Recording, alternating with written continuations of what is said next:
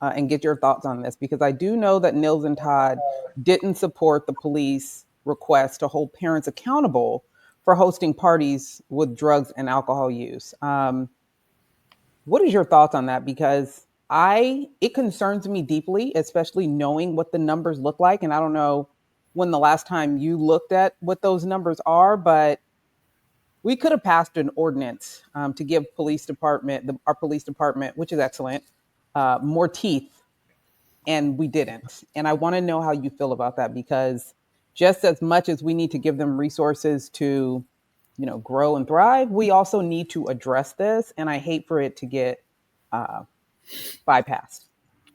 Yeah. So I was not part of those deliberations, so I don't know what was discussed when they came up with that decision. But I will tell you off the cuff, I'm from rural Pennsylvania, and to me, parents are responsible for the actions of their underage children.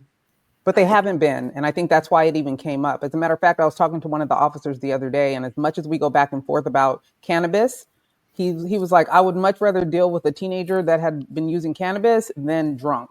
And I guess I look at Nils like a drunk, since he did cost the city money because he's a drunk. So then when we're talking about a situation where we're like, we need to keep our kids safe and parents aren't being held accountable, as a matter of fact, they're providing space for kids to go get drunk. Yes. As you can see, this is why I'm on the commission. They should be held accountable if they but allow a party. But what I'm saying is, he, along with Todd, were against that. And as I know, you believe the same thing I believe, which is parents should be responsible, but in a situation where they're not, and then it puts our police department in a position to have to deal with some of these things.